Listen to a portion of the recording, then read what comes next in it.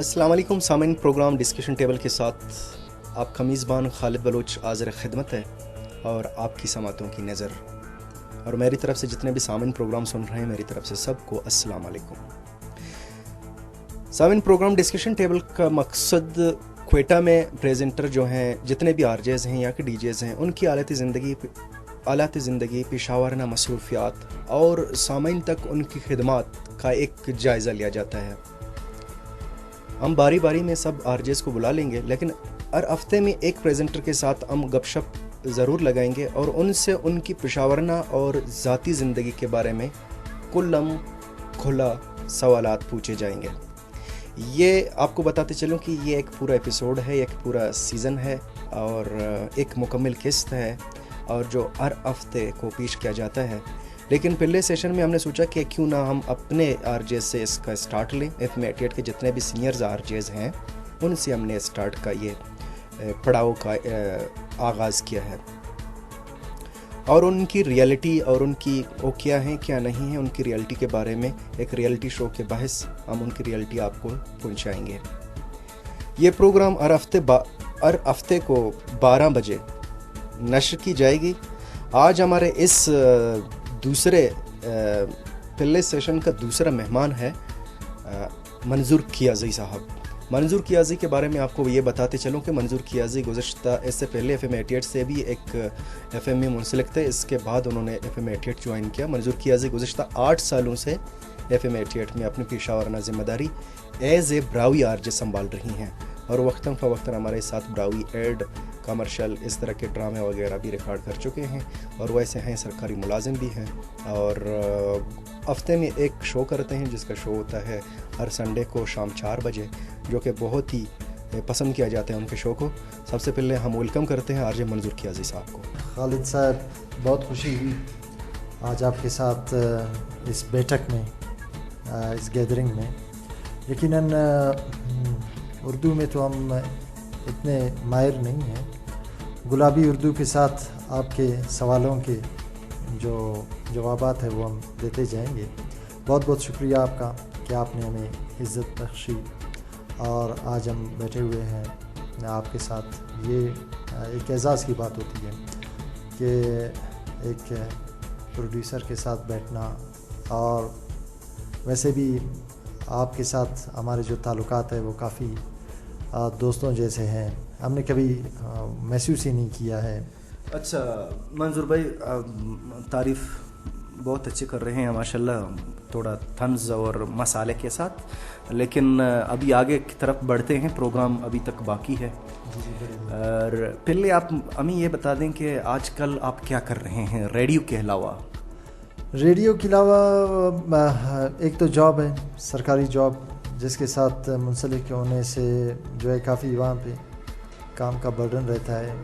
और second time कुछ किताबें हैं अपनी बिरावी ज़ुबान के, उन्हें पढ़ता हूँ, उनको देखता हूँ, बस वही ज़िंदगी है। बाकी यहाँ पे कुछ रेडियो प्रोग्राम्स हैं और आगे सोच रहे हैं कि कहीं लोकल एरिया नेटवर्क जो टेलीविज़न्स होते हैं उन पे कुछ काम किया जाए।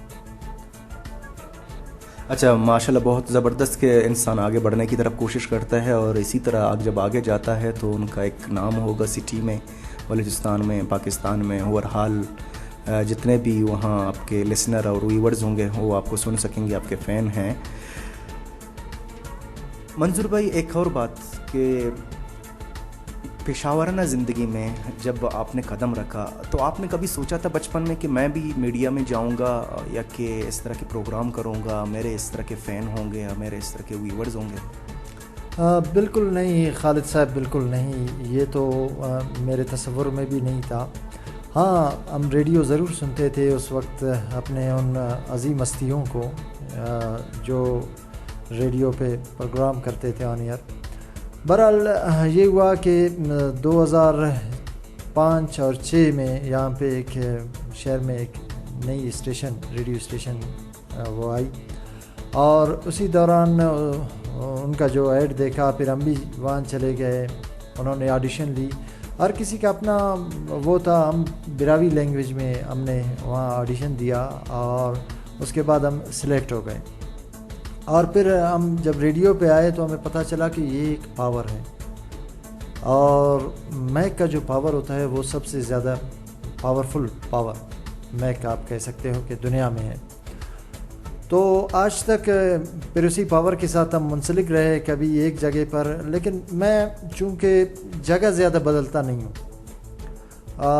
जब पहले जिस जगह पर मैं था वहाँ पे जब मेरी जॉब हुई, मैंने जॉब की निस्बत से वो छोड़ दिया।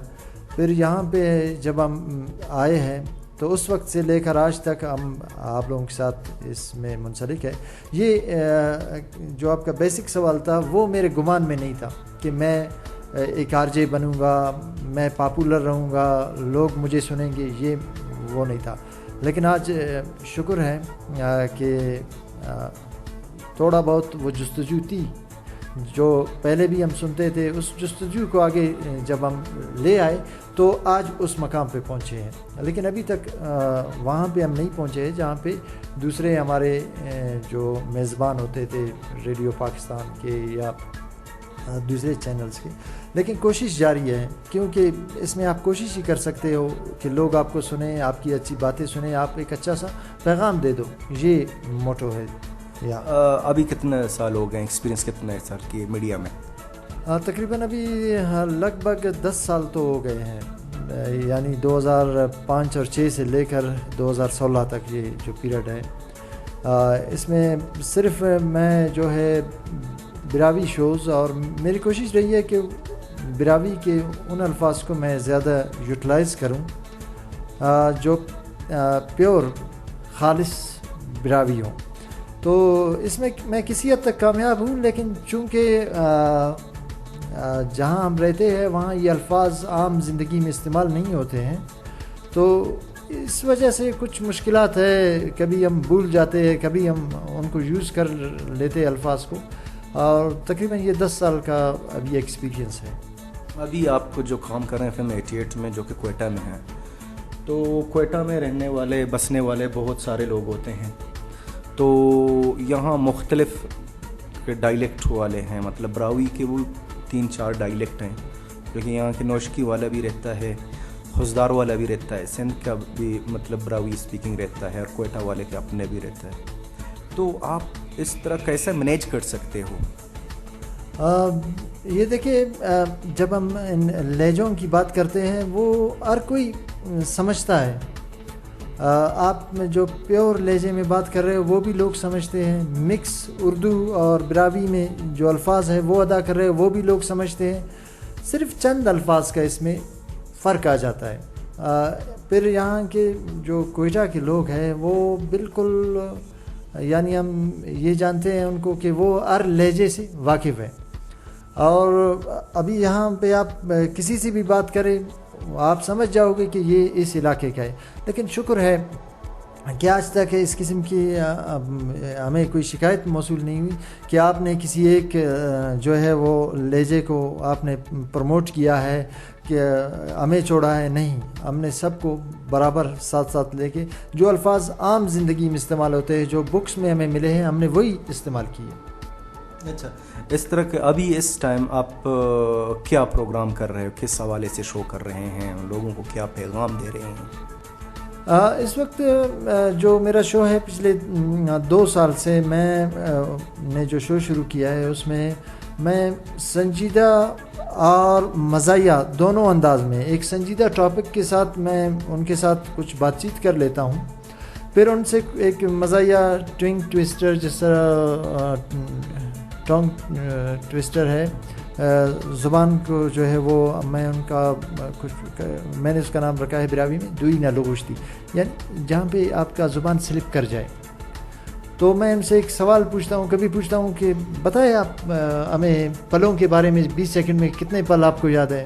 तो लाजमी वो लिसनर है वो जल्दी जल्दी बताएगा, उसमें वो मिस्टेक भी करेगा, किसी पल के बजाय वो किसी सब्ज़ी का नाम देगा। तो फिर हम थोड़ा सा इंटरटेनमेंट है, यानी दोनों चीज़ें हैं, इंफॉर्मेशन भी है, इंटरटेनमेंट भी है, और इसमें फ़न भी है। वही शो कर रहा हूँ मैं। तो मंजूर भाई, अभी आप इस वक्त एक प्रेजेंटर भी हैं और गवर्नमेंट मुलाजिम हैं, आप अपने आप को ज़्यादातर कौन सा चीज़ महसूस करते हैं? एज ए रेडी प्रेजेंटर फ़ख्र महसूस करते हैं या कि एज ए गवर्नमेंट मुलाजिम ज़्यादा अपने आप पर फ़ख्र महसूस करते हैं? खालिद साहब, बात यह है कि दोनों ही अलग चीज़ें हैं। अब आप ये समझ लें कि एक के साथ मेरा रोज़गार मुंसलिक है, वहाँ पे भी आपका एक हैसियत है, वहाँ पे भी आप बैठे हुए हो। चूँकि बतौर प्रेजेंटर आप आयर होते हो, आपको लोग ज़्यादा सुनते हैं, आपका एक मकाम होता है, आपकी आवाज़ है, लोग आपसे मिलने की जुस्तजू रखते हैं। और एक ऑफ़िस में तो वही बंदा आ सकता है जिस उसको कोई इस किस्म का वास्ता हो, काम हो। लेकिन यहाँ पर आपको सुनने वाला हर कोई है। यहाँ पे आपको आला से आला ब्यूरोक्रेट भी सुन रहा है, और वो बंदा जो बेचारा अपना रोज़ी रोटी कमा रहा है, रोड पे है, वो भी सुन रहा है। तो मैं समझता हूँ कि ये बतौर प्रेजेंटर ये एक एजाज़ की बात है। जो लोग या आज प्रेजेंटर है, ये उनके लिए एक एजाज़ की बात है कि लोग उनको सुन रहे हैं। वरना आजकल कौन किसी को सुनता है? आपको तो पता है कि कोई किसी को सुनता नहीं, लेकिन उनको सुनते हैं और उनकी कुछ बातों पे लोग अमल भी करते हैं। यकीनन यही तो वो अमल है जो एक प्रेजेंटर अपने आप पे कभी कभी उसको गर्व महसूस होता है, फ़ख्र महसूस होता है कि मेरे बताए हुए रास्तों से कुछ लोग तो चलो एक अच्छा सा अमल तो कर रहे हैं। तो बतौर प्रेजेंटर मैं समझता हूँ कि बंदा ज़्यादा ही वो मकाम कमा सकता है। माइक्रोफोन की दुनिया एक वास्प और एक वसी एक ज़िंदगी है, वहाँ मुख्तलिफ़ लोग सुनते हैं। तो माइक्रोफोन के सामने आप अपने ज़िंदगी में या कि अपने प्रोफेशनल लाइफ में कोई ऐसी गलती की हो जो आप उस पर आज तक पछता रहे हैं, ऐसी लफ्ज़ जो आपकी ज़ुबान पर निकली हो, कोई वाक़या सुना सकते हैं? देखिए, गलतियाँ तो होती रहती हैं। अगर आप गलती नहीं करोगे तो आप सीखोगे नहीं, ये अमल तो रहता है। अब कोई भी बंदा ऐसा नहीं होगा जो कहे कि नहीं, बिना गलती के ही मैं उस मकाम पर पहुंचा हूं, मुझसे कोई वो गलती नहीं हुई, वो अलग बात है। हाँ, गलतियां होती रहती है। कभी आप देखिए, मैं लाइव कॉल लेता हूं और उसमें बाज़ औक़ात ऐसे भी अल्फाज आ जाते हैं, फिर जो है उनको डील करना पड़ता है। तो गलतियाँ ये है, सिंपली मेरी चंद एक गलतियाँ थी। एक दफ़ा मैं ये देख रहा था कि मैं फ़ोन ले रहा था और साथ ऑन एयर जो है वो फ़ोन ऑफ एयर में फ़ोन लेना था मुझे, लेकिन फ़ोन ऑन एयर था। यहाँ पे आप देखिए, आपको सब कुछ खुद करना पड़ता है। FM जो पैनल है वहाँ पे आप जब बैठते हो तो सब कुछ आपने अपने लिए सब कुछ आपने खुद ही करने होते हैं। तब परेशानी की बात होती है। कभी भूल जाता है बंदा कि वो ध्यान उस तरफ नहीं रहता। अक्सर आप दूसरे चैनल्स पे भी देखें, वो आपस में बातें कर रहे हैं और लोग सुन रहे हैं। तो एक दफ़ा इसी तरह हुआ था। फिर हमारे यहाँ पे एक मेहरबान थे, वो भागते हुए आए, सरदार। उन्होंने कहा, इशारा किया, फिर मैंने समझा, ओह भाई ये क्या हो रहा है। तो ये हो जाता है, गलतियाँ हो जाती हैं।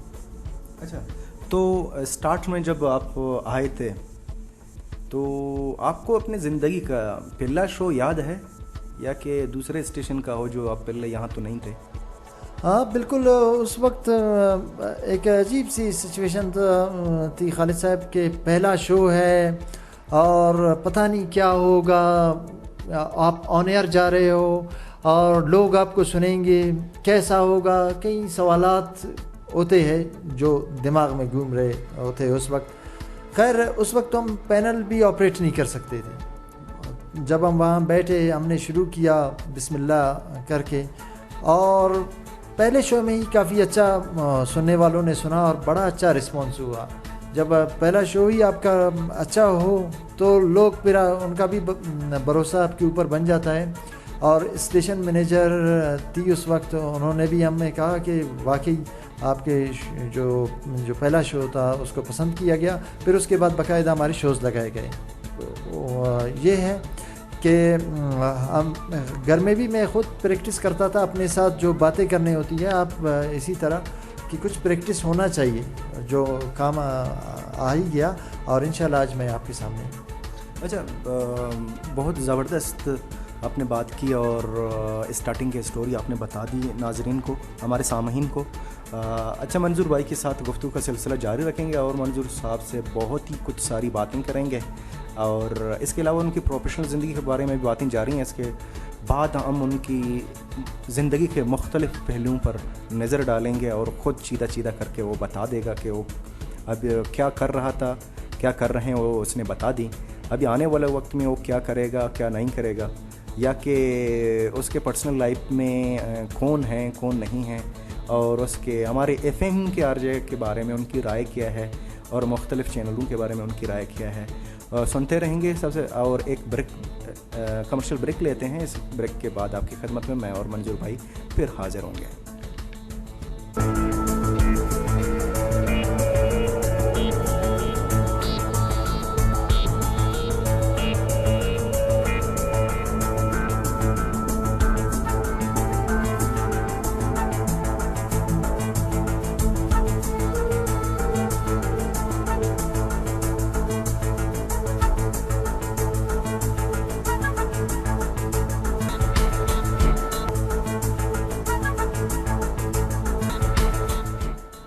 Welcome back. आप सुन रहे हैं चलतन FM 88 की लाइव ट्रांसमिशन। मैं हूं आपका मेज़बान खालिद बलूच और प्रोग्राम सुन रहे हैं डिस्कशन टेबल।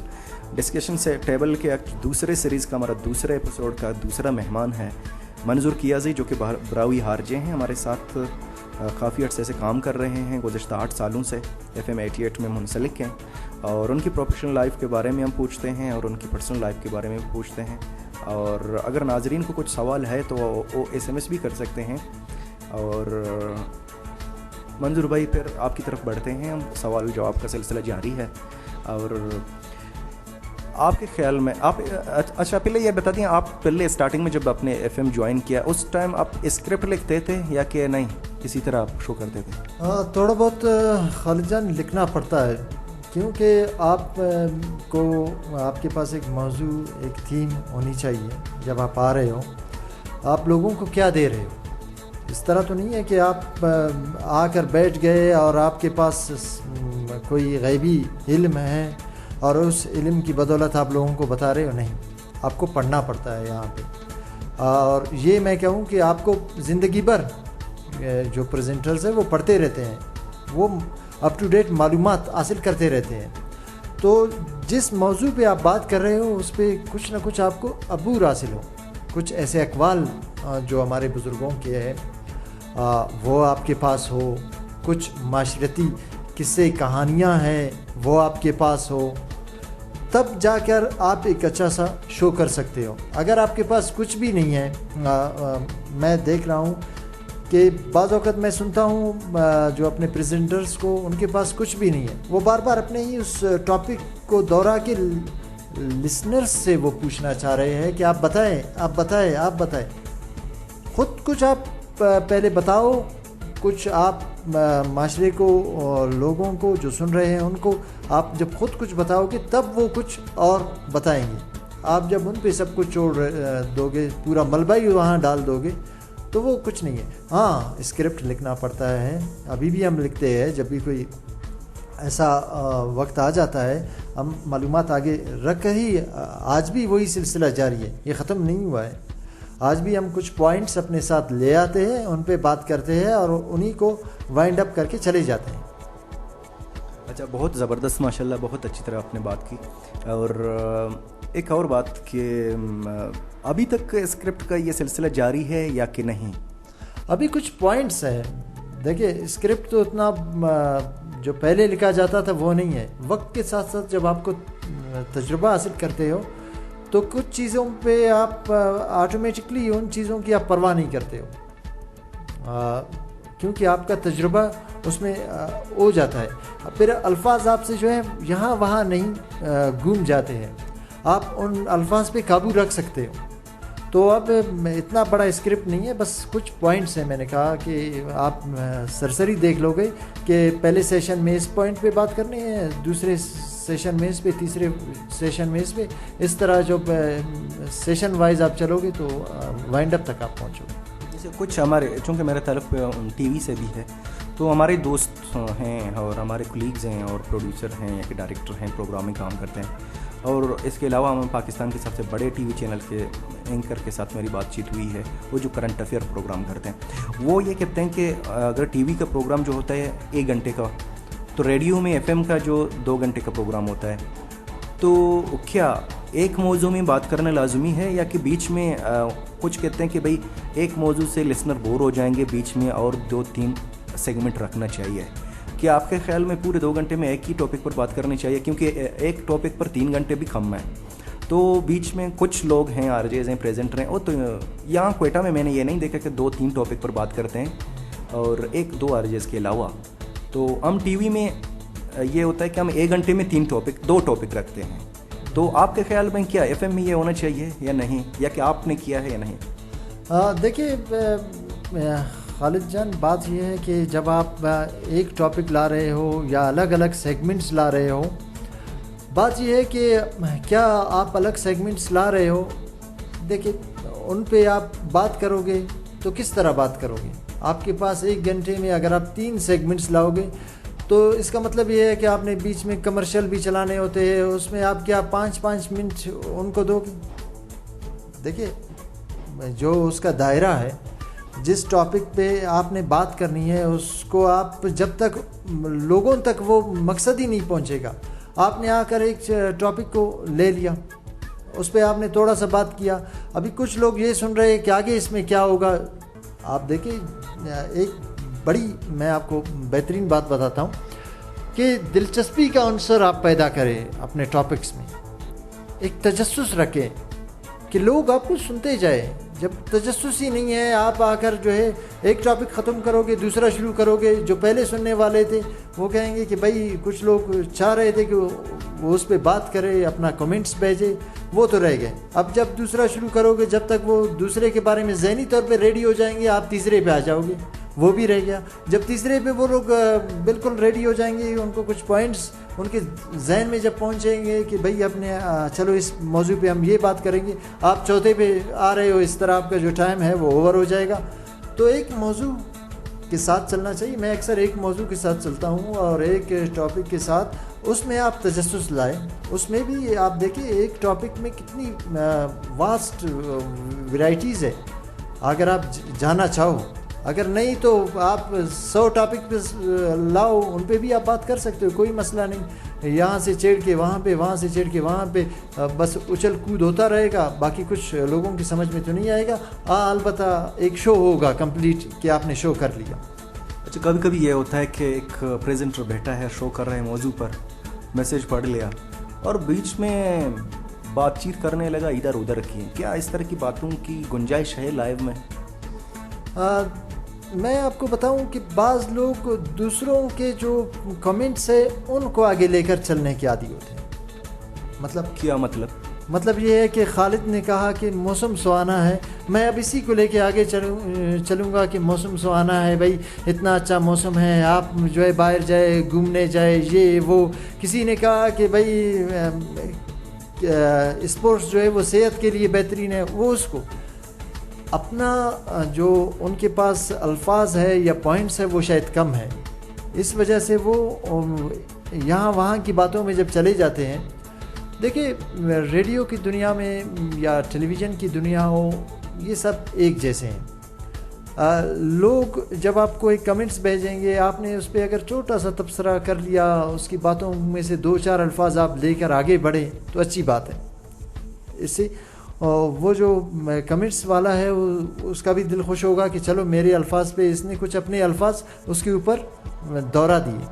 अगर आप मुसलसल उसको लेकर आगे चलोगे तो जो दूसरे बैठे हुए हैं वो कहेंगे कि यार ये क्या कर रहा है, ये तो अपना मौजू से हट के वो बंदा जो उसने कमेंट दिया है, जो बेहतरीन कमेंट है, उसको ले के आगे चल रहा है। तो ये मसाइल है इसमें, ये नहीं होना चाहिए। प्रेजेंटर्स को अपना वो शो है उनको अपना तरीका है उससे वो पेश करना चाहिए। बिल्कुल जी, बिल्कुल। मंजूर भाई ने बहुत अच्छी बात की। बहुत से प्रेजेंटर हैं क्वेटा में, स्पेशल मुख्तलिफ स्टेशन में। हमने ये देखा है कि वहाँ कोई अगर बात करता है स्पोर्ट्स की, इधर उधर की, तो वो मसाला पेश करके उस लिसनर्स के जो बातें हैं उनको फिर आगे मज़ीद अपनी तरफ से ऐड करके पेश करते हैं। तो इस तरह से दूसरे जो लिसनर्स हैं, सुन रहे हैं, वो मायूस होकर मजबूर होते हैं चैनल चेंज करने में। तो बहुत ही ज़बरदस्त बात की है, मैं इत्तेफाक रखता हूँ। और दूसरी बात, आगे बढ़ते हैं मंजूर साहब से। ये जो गुफ्तगू का सिलसिला जारी है और प्रोग्राम है डिस्कशन टेबल। अच्छा मंजूर भाई, ये बता दें कि आप कह रहे हैं कि मैं आजकल एक प्राइवेट एक टीवी केबल में भी मसरूफ़ हूँ, तो वहाँ आप काम कर रहे हैं, रेडियो में भी काम कर रहे हैं, तो इनके साथ साथ आपका जो मेन थीम्स है प्रोफेशनल ज़िंदगी मीडिया में, क्या एंटरटेनमेंट है, सिर्फ अदब है, या कि इसके अलावा सोशल इशू हैं, करंट अफेयर है, या दीगर? आपका मेन फोकस क्या है? मेरा मेन फोकस ये है कि पहले मैं आपका जो सवाल है वो 2 हिस्सों में बल्कि 3 हिस्सों में बटा हुआ है। पहला हिस्सा ये है कि एक एरिया नेटवर्क है छोटा सा क्वेटा शहर के अंदर, उसमें अगर काम होगा वहाँ पे भी इंटरटेनमेंट के साथ आपने इंफॉर्मेशन देना है लोगों को। मैं अक्सर इस चीज़ पे यकीन रखता हूँ कि आप अगर बेहतरीन इंफॉर्मेशन किसी को दो जो हमारे माशरे के लिए बेहतर साबित हो, वो सबसे बड़ी चीज़ होगी। मेरा काम न करंट अफेयर में आने का है, न उसमें तजस्सुस पैदा करने का है कि आप किसी सियासी लीडर को बुलाकर उससे तल्ख़ व शीरीन सवालात पूछे, वो भी आपसे बरहम हो और आप भी जो है हमेशा सोचते रहो कि कल को अगर इसके सामने मैं जाऊंगा तो ये मेरा वही सवालात दोहराएगा कि आपने मेरे साथ अच्छा नहीं किया। वो और किसी का अपना शोबा है। अगर आप करंट अफेयर में आपका लगाव है, आप उसमें जाएं, क्योंकि वो शोबा, वो फील्ड आपके लिए बेहतर साबित होगा। लेकिन मेरा जहाँ तक ताल्लुक़ है, मैं समझता हूँ कि इंटरटेनमेंट होनी चाहिए और उसके साथ इंफॉर्मेशन लोगों को मिलनी चाहिए ताकि लोग कुछ इंफॉर्मेशन हासिल कर सकें और फिर उनकी जो बातें हैं वो अगर शेयर करना चाहे वो भी इंफॉर्मेटिव बातें लोगों की तरफ से भी आ जाती हैं। ये नहीं है कि आप बैठे हुए हो, आप सब कुछ हो, नहीं।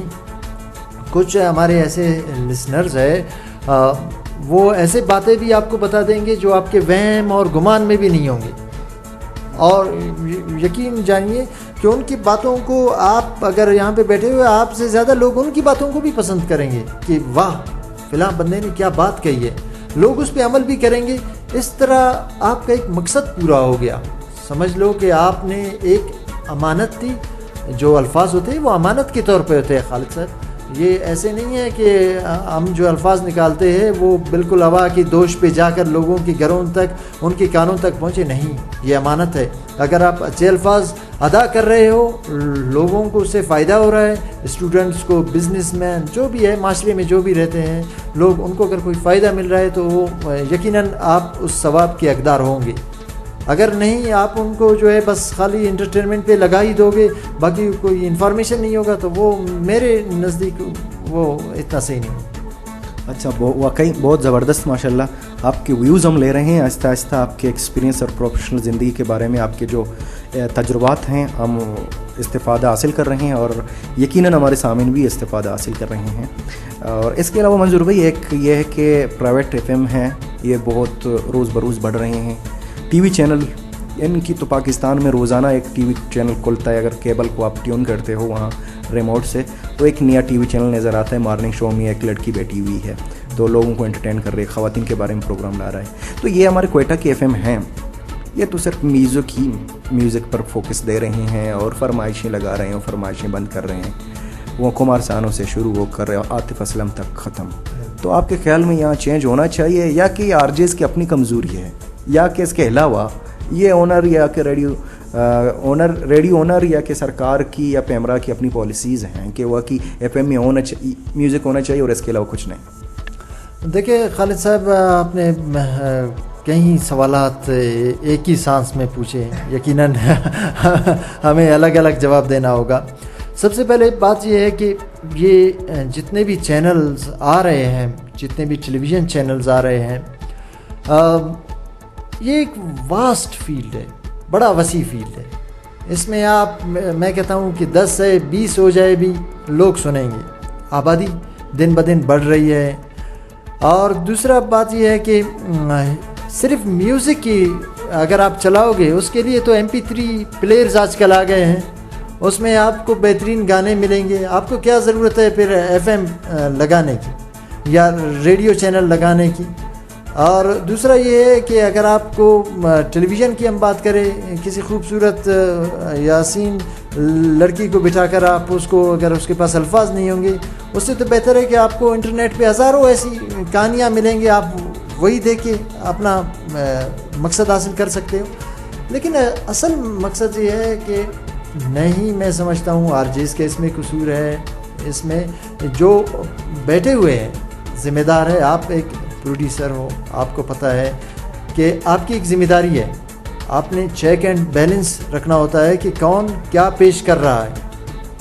हर चैनल अपना ज़िम्मेदार होगा। मैं ये नहीं कहूँगा कि यार चैनल वाले जो है वो बस आरजेस पे छोड़े। हो सकता है वो आरजे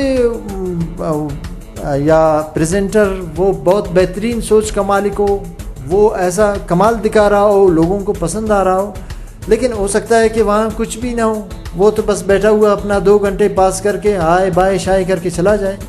ये उस इदारे के जो वहाँ पे बैठे हुए लोग हैं उनकी ज़िम्मेदारी है, जो चेक एंड बैलेंस रखे, जो सुने कि हम जिस इदारे में बैठे हुए यहाँ से लोगों को क्या मिल रहा है। अगर कुछ लोगों को मिल रहा है तो ठीक है, नहीं तो वो अपने बंदों को बुला ले और प्रोग्राम के बाद उनको समझा दे कि आप गलतियाँ उनको बताते जाएं। अगर वो अच्छा काम कर रहे हैं आप उनको अप्रिशिएट करें कि वाह बहुत खूब, आज आपकी वजह से हम आगे बढ़ रहे हैं, हम लोगों का नाम हो रहा है, लोग हमें सुन रहे हैं। ये बिल्कुल आपकी वो सलाहियतें हैं जो आपके अंदर है, जो आप ला रहे हो। अगर कोई गलत प्रोग्राम करेगा तो फिर भी बात आप पे आएगा, प्रेजेंटर पे, या मैं समझता हूँ उन जिम्मेदारों पे बात आएगी जो वहाँ पे बैठे हुए हैं। न मैं पैमरा को इसका ज़िम्मेदार करार देता हूँ। देखिए वो कितने चैनल्स का नोटिस लेगा, वो कितने चैनल्स को सुनेगा। बकौल आपके दिन ब दिन चैनल्स बढ़ रहे हैं।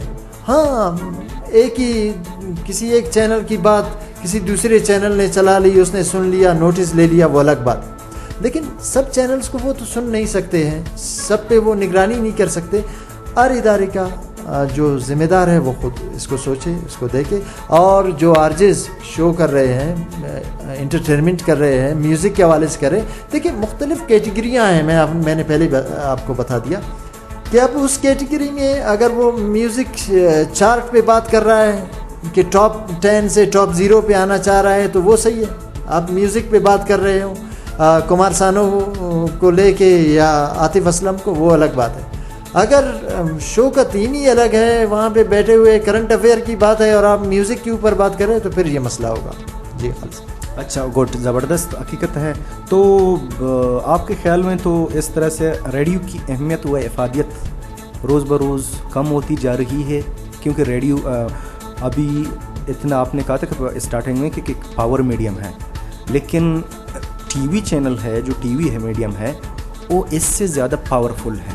तो आपके ख्याल में, क्योंकि उनके व्यूअर्स ज़्यादा हैं बनस्बत रेडियो के, तो इससे रेडियो की अहमियत, इफ़ादियत और जो उसकी खासियत है ये ज़वाल पजीर नहीं होती जा रही है? बिल्कुल मैं आपकी इस बात से इत्तेफाक नहीं करता हूँ खालिद साहब, क्योंकि मैं समझता हूँ कि टेलीविज़न के व्यूअर्स इतने नहीं होते हैं। उसका दायरा वसी है टेलीविज़न का। आपने देखा होगा कि वो सेटेलाइट पर है, पूरी दुनिया में उसकी कवरेज है इस वजह से। लेकिन आपका रेडियो नेटवर्क एक छोटे से इलाके में है। हम अपने ही रेडियो को ले लेते हैं, ये सिर्फ कोयटा शहर में है, ये पूरे पाकिस्तान में भी, पूरे बलूचिस्तान में नहीं, फिर पूरे पाकिस्तान में नहीं, फिर पूरे वर्ल्ड में नहीं। अगर आप इसको पूरे वर्ल्ड तक फैला दोगे तो इसके लिसनर्स और बढ़ेंगे, व्यूअर्स और बढ़ेंगे। सबसे ज़्यादा सुना जाता है रेडियो। वजह यह है कि ये आप कोई भी काम कर रहे हो, किसी भी पेशे से मुंसलिक हो, ये आपको डिस्टर्ब नहीं करती है। ये आप सुन भी रहे हो और आपका काम भी हो रहा है। अब आप देखिए हमारे जो दर्जी है वो अपना काम में लगे रहते हैं, टेलर मास्टर्स, लेकिन रेडियो सुन रहे होते हैं। ख़वातीन कुकिंग कर रही है, रेडियो लगा हुआ है। मैकेनिक गाड़ी बना रहा है, रेडियो लगा हुआ है। सर्विसमैन अपना सर्विस कर रहा है, रेडियो सुन रहा है। उसके लिए आपको मखसूस बैठना पड़ेगा। ये तो आप रास्ते में भी जा रहे हो प्रोग्राम सुन रहे हो। आजकल तो बहुत बड़ी सहूलत है मोबाइल फ़ोन्स की। आप देखें कि कानों में हेडफोन लगा हुआ है, वो सुन रहे होते हैं, हाँ जो चैनल उनको अच्छा लगेगा वो उसी पे रुक जाएंगे, वो उसी को सुनेंगे। इसकी अफादियत ज़्यादा है, कम नहीं हुई है, बल्कि दिन ब दिन इसकी अफादियत बढ़ रही है। जब आप सुनने वालों से पूछो तब आपको पता चलेगा, क्योंकि इसमें ज़्यादातर खामोश लिसनर्स हैं, खामोश सुनने वाले हैं जो इज़हार नहीं कर रहे हैं। वहाँ पे आप कितने, आप देखें टेलीविज़न में कितने कॉलर्स होंगे, आप ले ले 1 घंटे में उनके 5 कॉलर्स होंगे, यहाँ पे मैं आपको 100 कॉलर्स दिखाता हूँ। ये एक छोटा सा नेटवर्क है, छोटा सा एरिया है, इसमें कवरेज इसका कम है लेकिन लोग ज़्यादा सुन रहे हैं। उसका कवरेज पूरी दुनिया में फैला हुआ है सैटेलाइट के थ्रू, वहाँ पे फिर भी उस रेशो से अगर आप देखें वो तो बिल्कुल ख़त्म है। उसको कौन वो कर रहा है, सिर्फ उसमें चेहरे दिखाए जाते हैं, बाकी कुछ नहीं। वेरी गुड, माशाल्लाह। मंजूर भाई के साथ ये गुफ्तगू का सिलसिला जारी है। आप प्रोग्राम सुन रहे हैं डिस्कशन टेबल FM 88 की लाइव ट्रांसमिशन में, और एक कमर्शियल का वक्त हुआ चाहता है, लेकिन इससे पहले मैं आपको ये बताते चलूं कि आगे क्या होने जा रहा है। आगे हम पूछते हैं मंजूर भाई के कि फारिग औकात में क्या करते हैं और टेंशन किस चीज़ पर लेते हैं, और इसके अलावा उनसे रैपिड फायर और एनकाउंटर क्वेश्चन भी पूछे जाते हैं। लेकिन पहले एक ब्रेक की तरफ बढ़ते हैं, फिर इसके बाद आपकी खिदमत में हाज़िर हैं।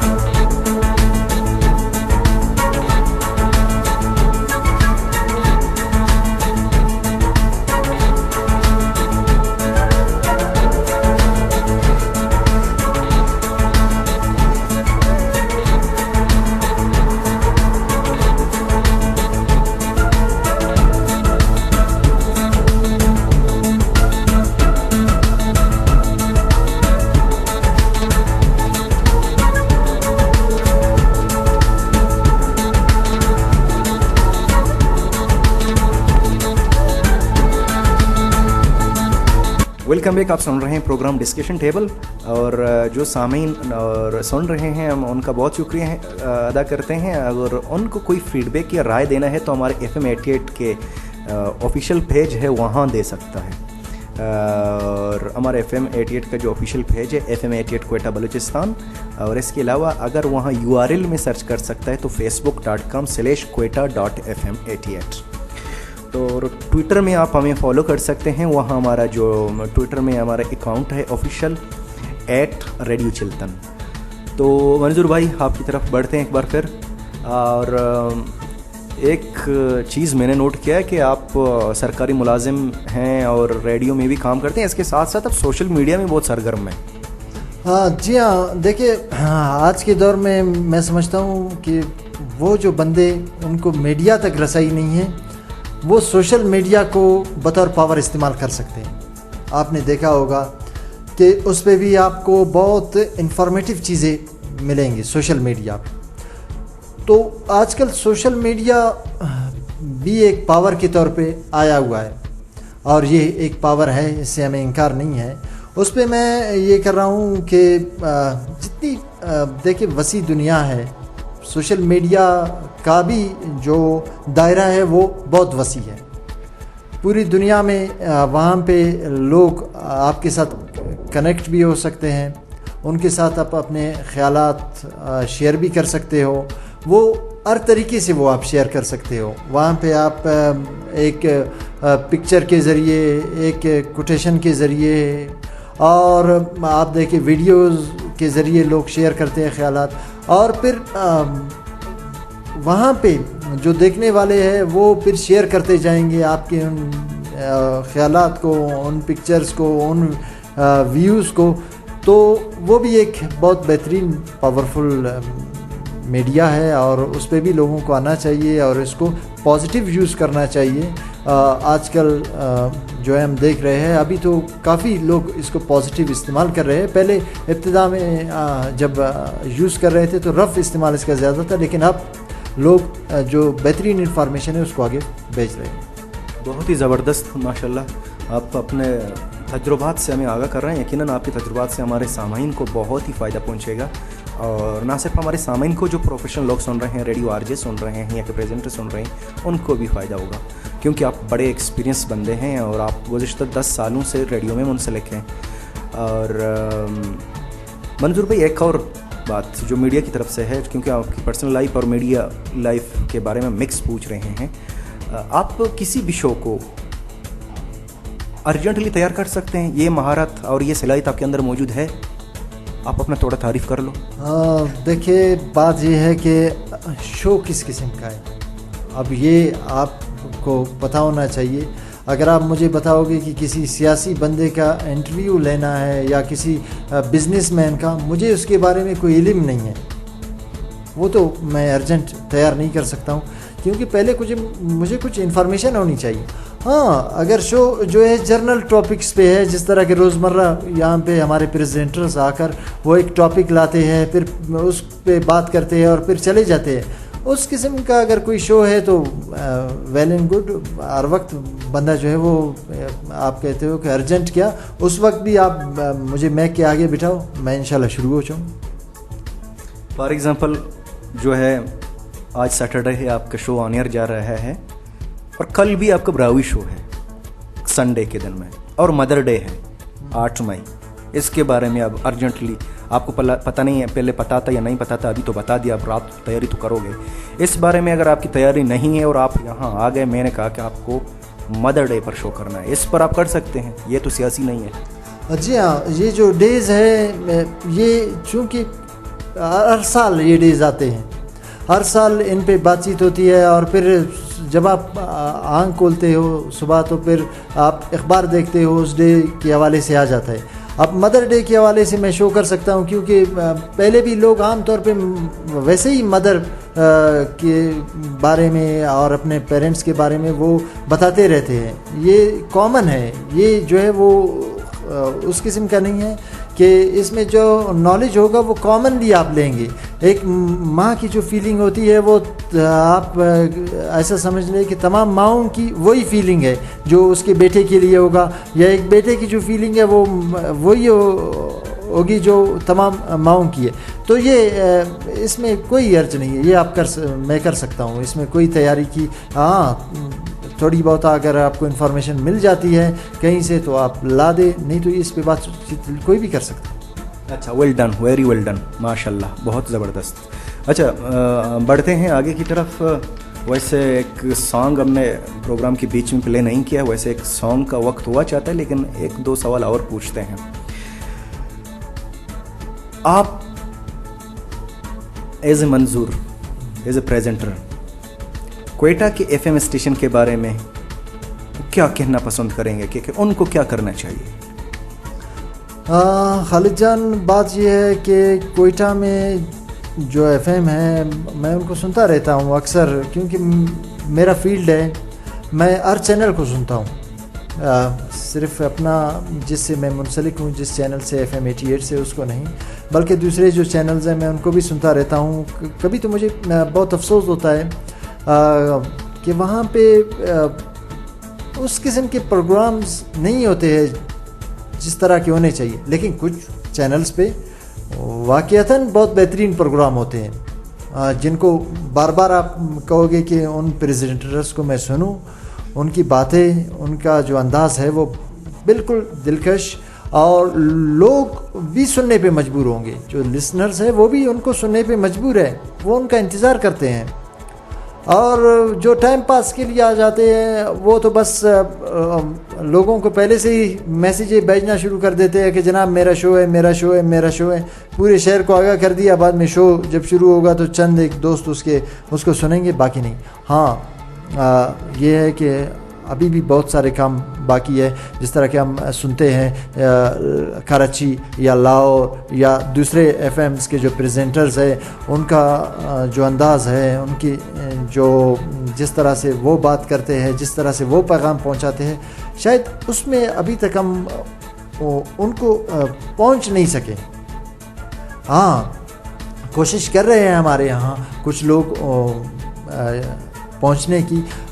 आप आपको मैं एक बात बता दूं कि जब यहाँ पे पहला एफएम स्टार्ट हुआ, उसमें जो काम करने वाले थे वो सुपर हिट हो गए उसी एफएम में।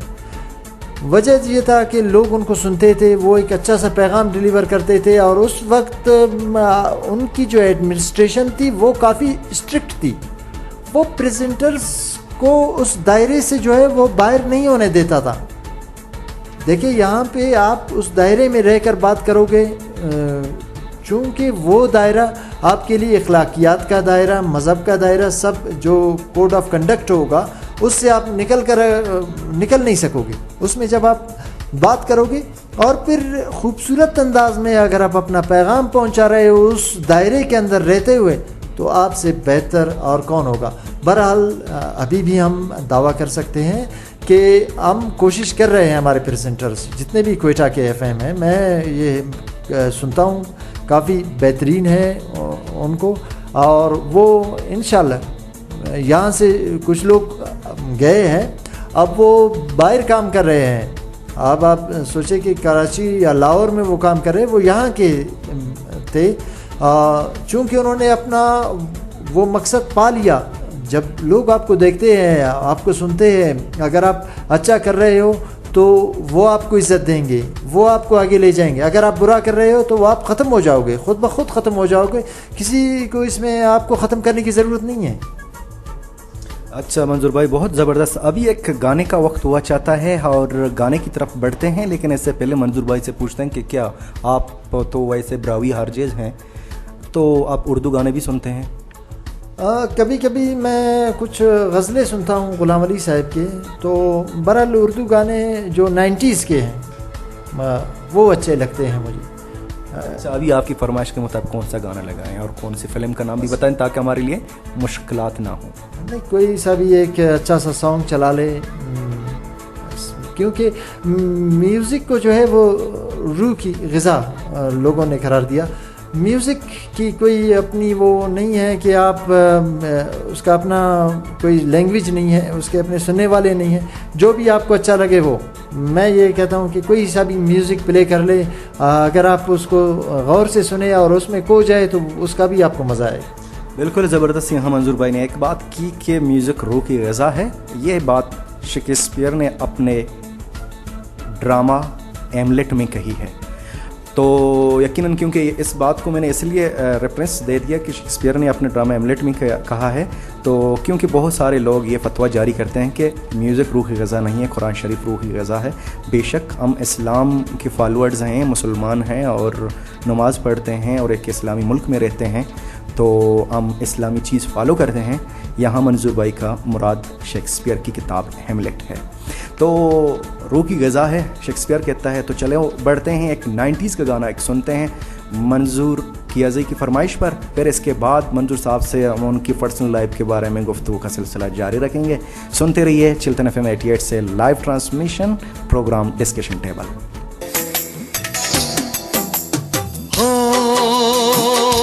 दिल की तन्हाई को, दिल की तन्हाई को आवाज बना लेते हैं।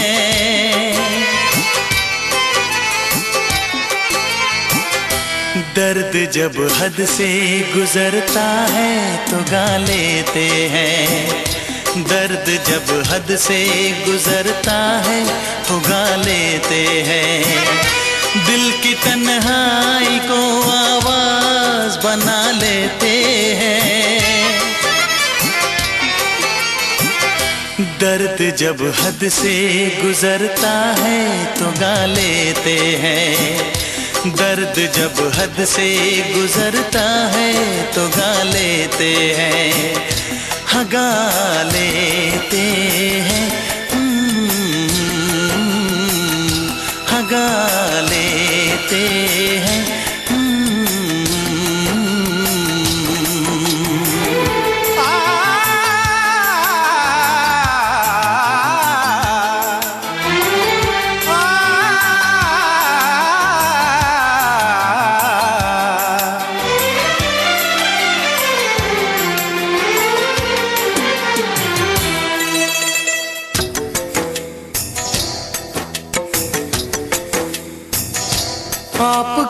शहर में हम लेके वफा आए हैं, मुफलिसी में भी अमीरी की अदा लाए हैं, मुफलिसी में भी अमीरी की अदा लाए हैं।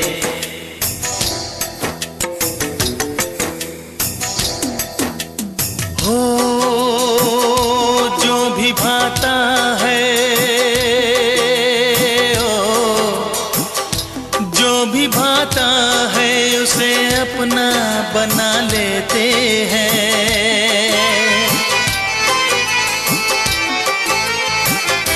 दर्द जब हद से गुजरता है तो गा लेते हैं, दर्द जब हद से गुजरता है तो गा लेते हैं, हाँ गा लेते हैं,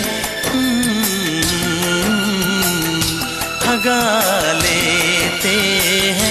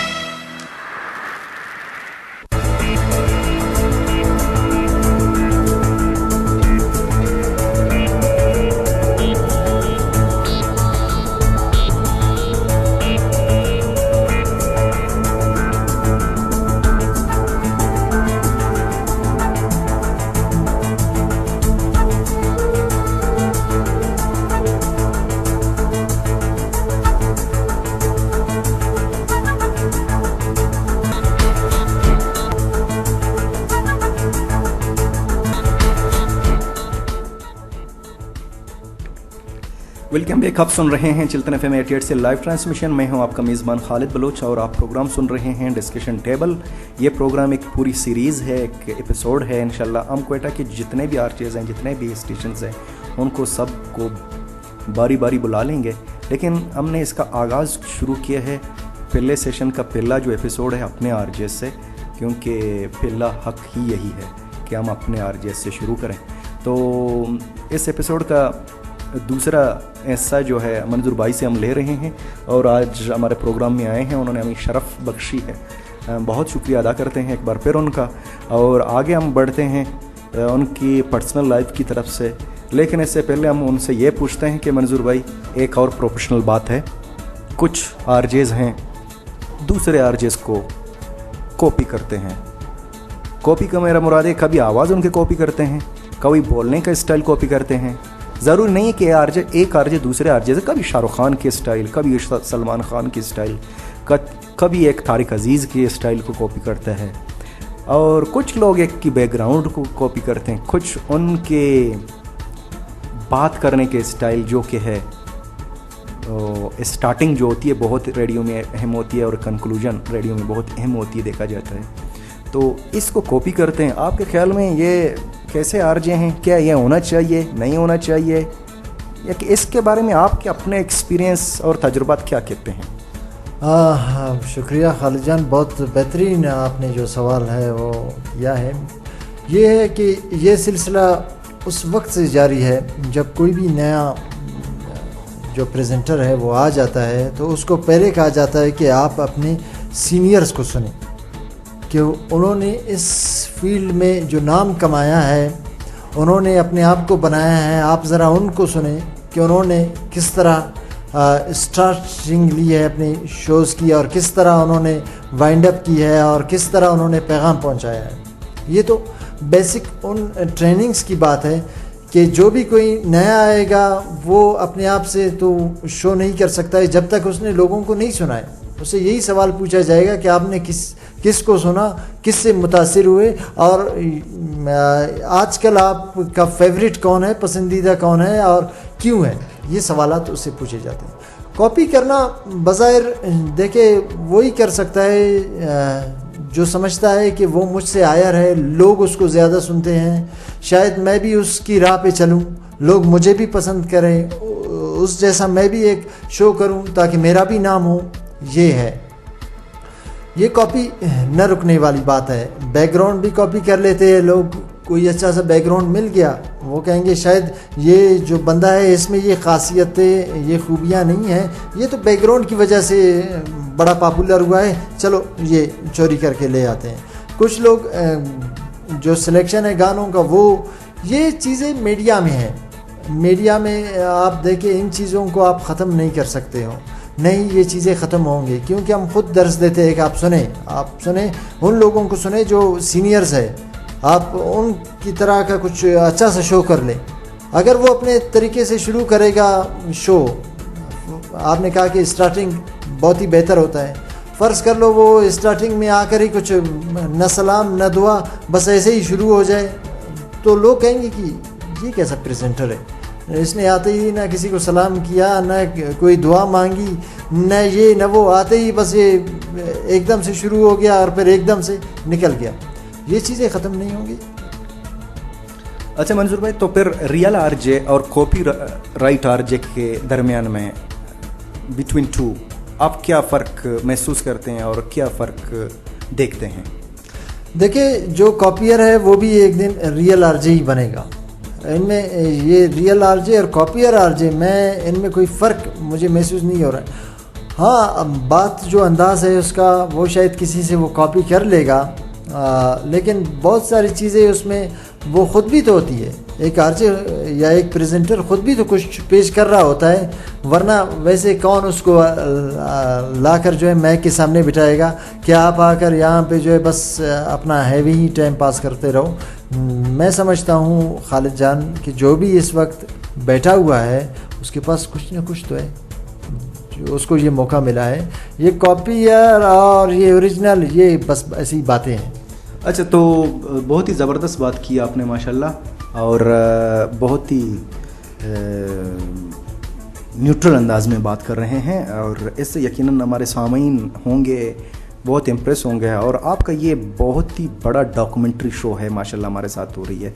इससे पहले कि आशिक भाई से बात की थी, उन्होंने इतनी तफसीलन बात नहीं की, आज आप तफसीलन बात कर रहे हैं क्योंकि आपकी एक्सपीरियंस की बुनियाद पर यकीनन, क्योंकि आशिक भाई को इतना एक्सपीरियंस नहीं है रेडियो में और आपको उससे ज़्यादा है। तो आपकी ये पहचान ये कैसे बनी?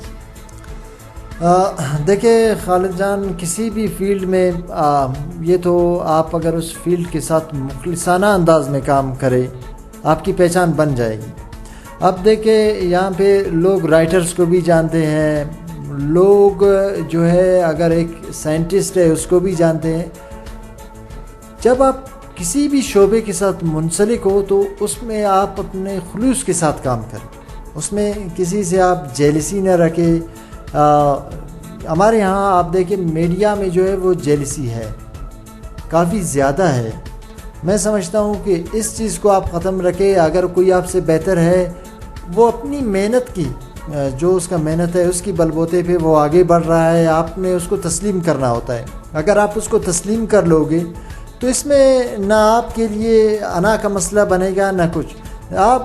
मैं यहाँ पे बैठा कहूँ कि बस मैं ही बेस्ट हूँ, मुझे ही लोग सुनते हैं, मैं दूसरे जो हमारे प्रेजेंटर्स हैं उनको मैं लोगों के सामने भी कहूँ वो कुछ नहीं है, वो जानते नहीं है, वो ये है, उनके पास मालूमात नहीं है, इन्फॉर्मेशन नहीं है, वो तो बस ऐसे ही सिफारिश कल्चर ये वो लेकर आए हैं उनको।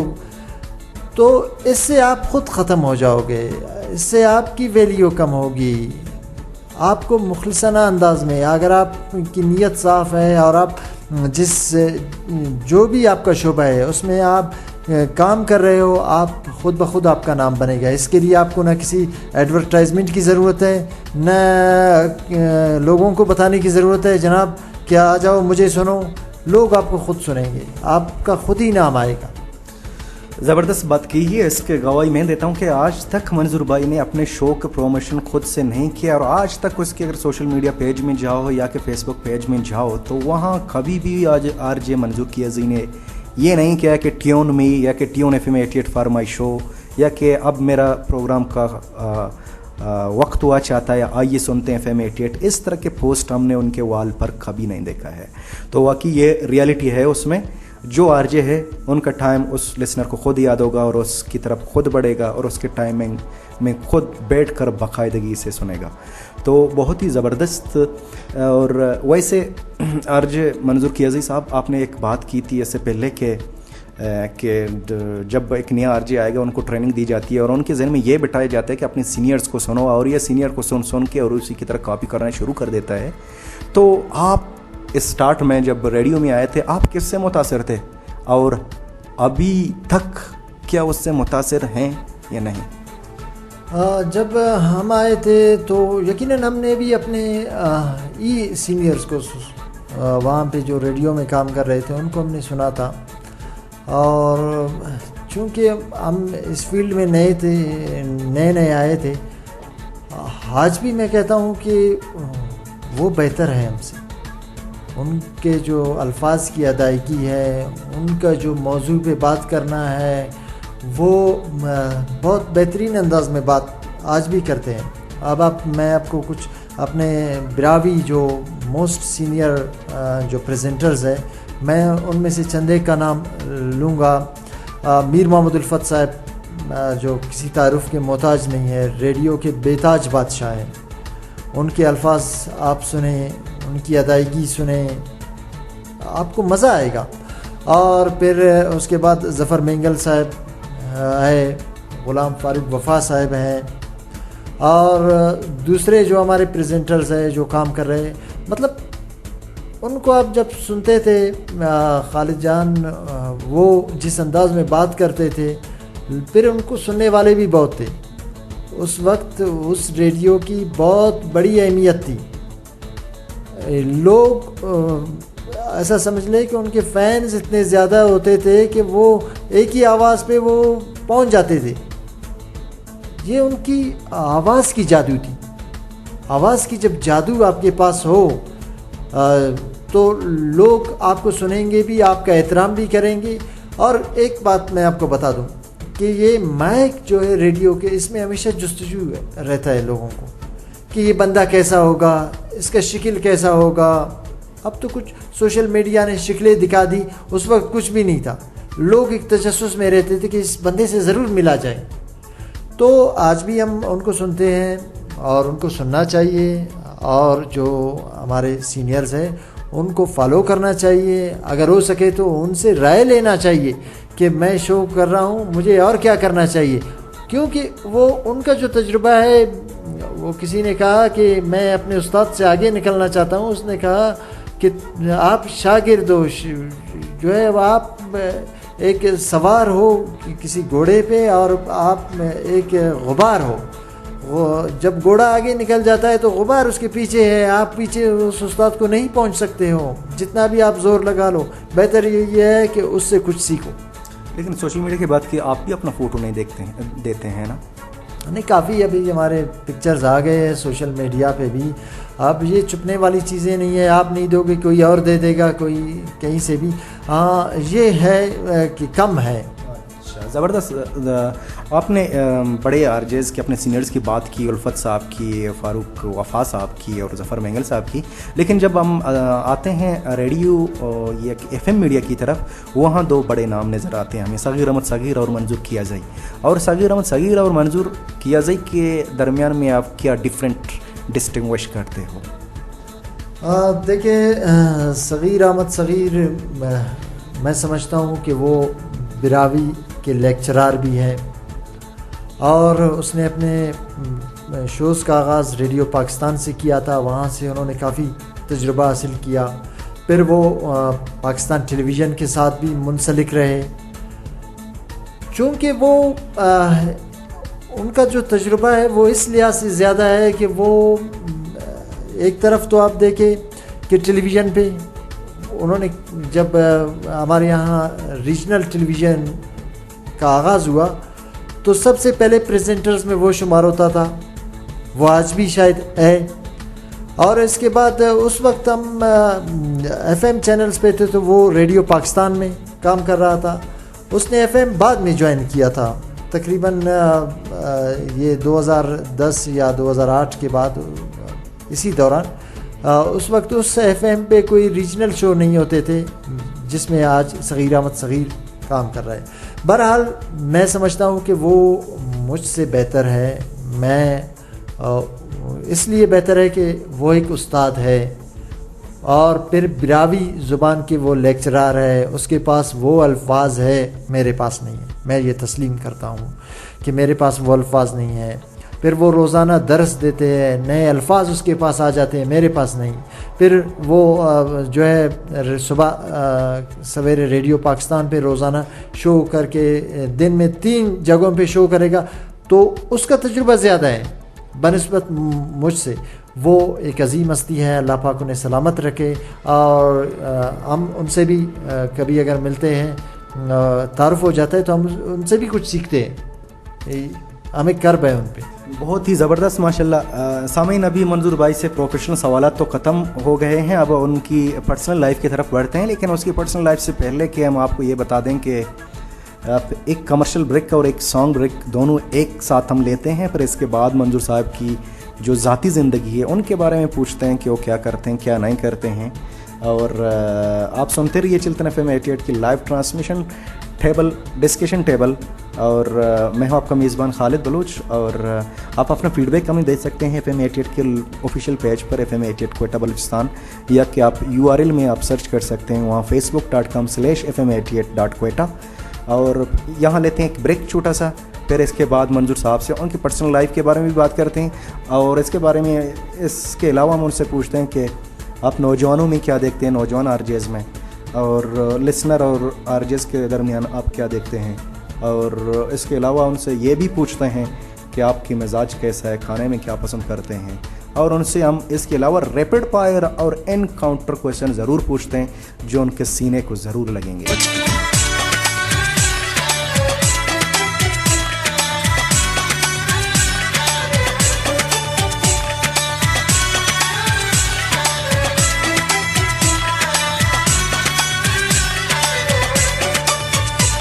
कब मैंने ये सोचा था,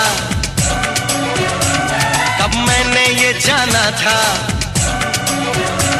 कब मैंने ये सोचा था, कब मैंने ये जाना था, तुम इतने बदल जाओगे, तुम इतना मुझे चाहोगे, तुम इतना प्यार करोगे, तुम यूं इकरार करोगे मेरे महबूब मेरे सनम। शुक्रिया मेहरबानी करम मेरे महबूब मेरे सनम, शुक्रिया मेहरबानी करम। कब मैंने ये सोचा था, कब मैंने ये जाना था, तुम इतने बदल जाओगे, तुम इतना मुझे चाहोगे, तुम इतना प्यार करोगे, तुम यूं इकरार करोगे मेरे महबूब मेरे सनम। शुक्रिया मेहरबानी करम मेरे महबूब मेरे सनम, शुक्रिया मेहरबानी करम।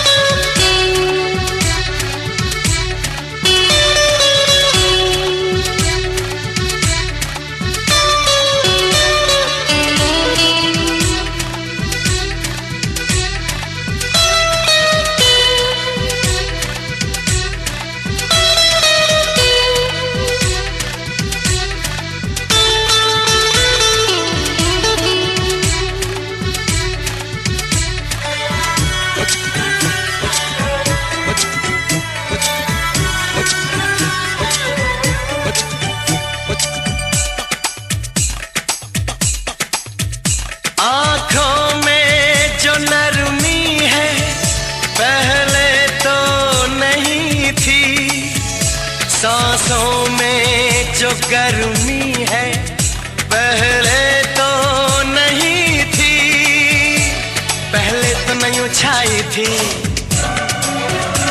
जुल्फों की घटाएं,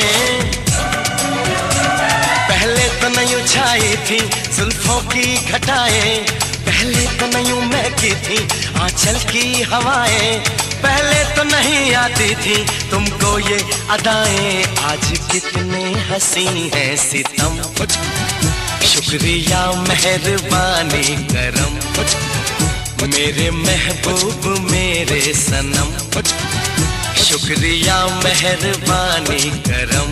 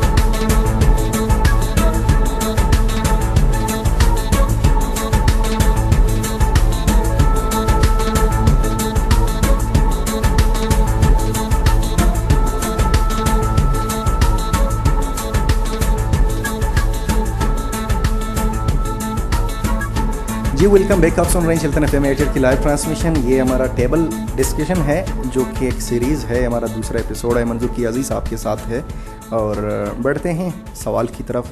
अब ये सवाल होंगे मंजूर भाई की ज़ाती ज़िंदगी के बारे में, चूँकि ये रियलिटी शो है।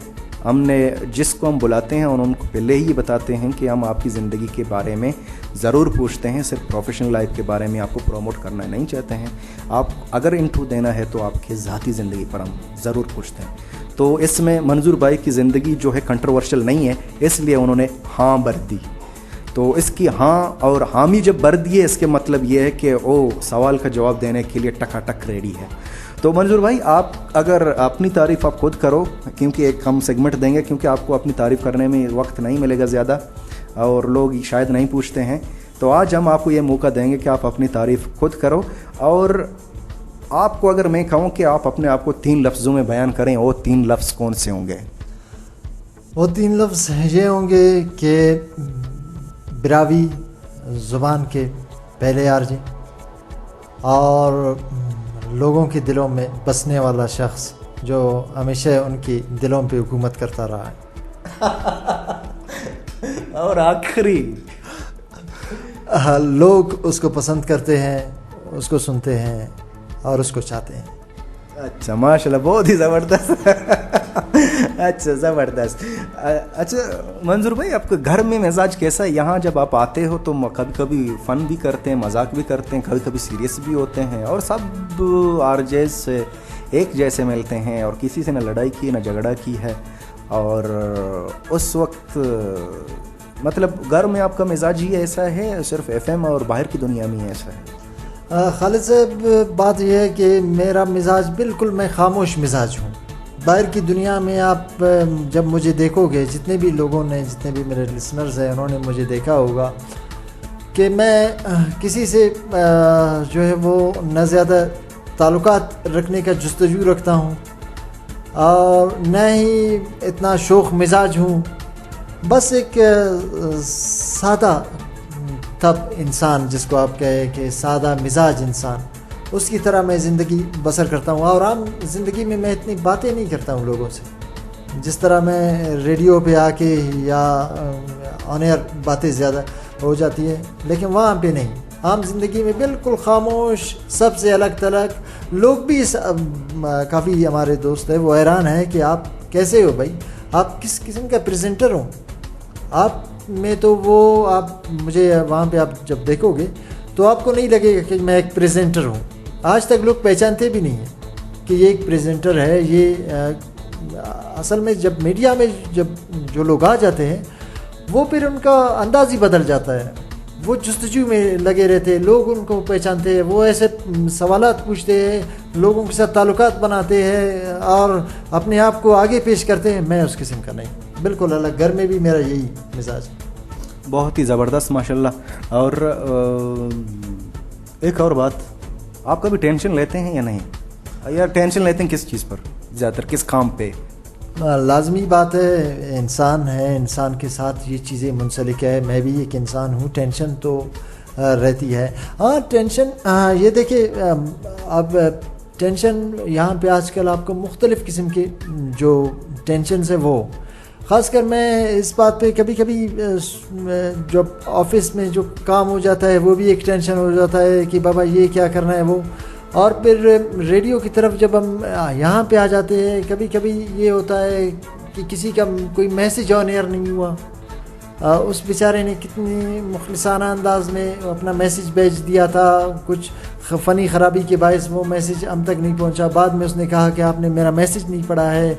तो इससे मुझे बड़ा वो हो जाता है, एक टेंशन सा मैं फ़ील करता हूँ कि यार क्यों एक आम लिसनर जो अपना वक्त भी दे रहा है, अपना पैसे भी हमारे ऊपर लगा रहा है, और फिर भी उसका वो पैगाम अगर आप नहीं पहुँचाओगे तो ये एक टेंशन की बात है। लेकिन शुक्र है अल्लाह पाक का कि वो जो बड़े बड़े टेंशन हैं वो मेरे पास नहीं है। छोटे छोटे टेंशन वो हर जगह पे होते हैं, वो सब के साथ मुंसलिक रहते हैं।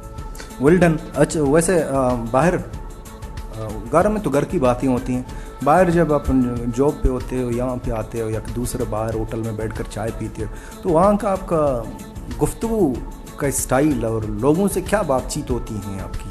क्रिकेट की बातें, सियासत की बातें या कि रेडियो की बातें? नहीं, रेडियो की तो बातें मैं बिल्कुल कम करता हूँ। मैं लोगों को बताता भी नहीं हूँ मैं कि ये मैं हूँ। हाँ अलबत्ता जो मौज़ूआत चल रहे होते हैं वो सियासत में भी चल रहे होते हैं, वो खेल में भी चल रहे होते हैं।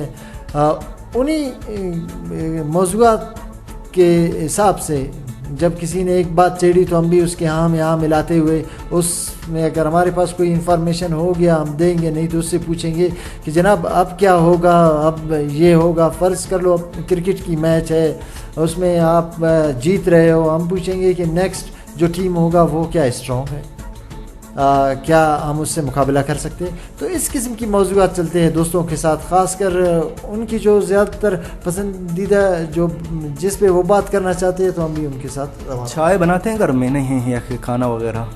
हाँ चाय कभी कभी हम बना लेते हैं, आपके लिए भी बना लेंगे एक दिन, बहुत बेहतरीन। लेकिन खाना वगैरह नहीं बनाया है आज तक। तो खाने में क्या पसंद करते हैं? खाने में मैं फिर वही बात, खालिद जान के जो भी सामने आए उसे खा लेना है। एक फेवरेट होगी इंसान की, मतलब फेवरेट मैं मुझे याद नहीं पड़ता कि कौन सी। हाँ चावल पसंद है मुझे। अच्छा बिरयानी, मतलब सिंपल यही बोलना चाहते हैं। अच्छा ठीक है, गुड। और वैसे अभी गर्मियों में ज़्यादा लोग ठंडे चीज़ें पीना पसंद करेंगे, तो ठंडे चीज़ों में आपको क्या पसंद है? मतलब देखिए बात यह है कि अब आपकी देखिए शेख रशीद वाला देखिए लगा रहे हैं आज। नहीं मैं ये पूछ रहा हूँ खालिद जान कि आपके पास अगर वसाइल है, अब इतने भी हम अमीर नहीं है कि रोज़ जाकर जो है ठंडे चीज़ों पे ही। गन्ने के रस का जूस जो 10 रुपये मिलता है यार, इसमें वो मौशी, ये इसमें क्या बात है बड़ी? अभी जूस लेने की बात है नहीं, कोई भी चीज़ हो आप गर्मियों में, अब ये नहीं है कि गोले गप्पे वाले के पास जाओ और कहो कि जनाब ये दूसरा कौन सा गोले होता है, वो गोल गप्पे है और दूसरा पता नहीं मुझे कौन सा है, यही बर्गर है, फास्ट वाले गोले होते थे। अच्छा जो भी फास्ट फूड है यार, जो भी है गर्मियों में आप वैसे ठंडा पानी आप अगर आप पी लो, ख़ासकर मटके का, एक हम लोगों का ये जो रिवायती अंदाज में एक को जो मशकीज़ा होता था, आपने शायद देखा हो। ट्रेडिशन में, हाँ हमारे गांव में अभी तक है। हाँ मशकीज़े का पानी बड़ा मुझे पसंद है। वैसे अक्सर मैं, एक दोस्त है उसके पास जब जाता हूँ तो गर्मियों में या अभी जैसा गर्मियों का थोड़ा सीज़न है, मैं कहता हूँ यार वो अपना मशकीज़े है जो आपने बना लिया था वो उससे पानी ले आना, वो बस वो मेरे लिए रखा रहता है, तो वो पसंद है। बाकी ठंडे मशरूबात तो चलते रहते हैं हर जगह पे। लोग आजकल ये रिवायत बन गई है कि आप जहाँ पे भी जाओ लोग आपके सामने मशरूबात रख देते हैं, वो पीना पड़ेगा। अच्छा, वाकई माशाल्लाह ज़बरदस्त। आप कभी कभी हम देखते हैं, आप कभी खलात जाते हैं, कभी मंगोचर जाते हैं, कड़कूचा जाते हैं, आप कहते हैं कि वहाँ एक हमारा अदबी एक सेमिनार हुआ है, आप खुद शायरी करते हैं, लिखते हैं कुछ? नहीं, मैं ख़ुद लिखता नहीं हूँ, लेकिन जो अदब दोस्त लोग होते हैं, अदब से जिनको मोहब्बत होती है, मैं ज़्यादातर शायरों के साथ मेरा उठक बैठक है। अच्छा, ज़बरदस्त। अभी हम रैपिड फायर क्वेश्चन का सिलसिला जारी रखें नहीं? बिल्कुल। अच्छा जी, सामीन मंजूर भाई के साथ रैपिड फायर क्वेश्चन का सिलसिला जारी रखेंगे, लेकिन इससे पहले एक लेते हैं एक कमर्शियल ब्रेक, और इसके बाद हम रैपिड फायर और इनकाउंटर क्वेश्चन बहुत आर पूछेंगे, फिर इसके बाद हम वाइंड अप की तरफ बढ़ते हैं।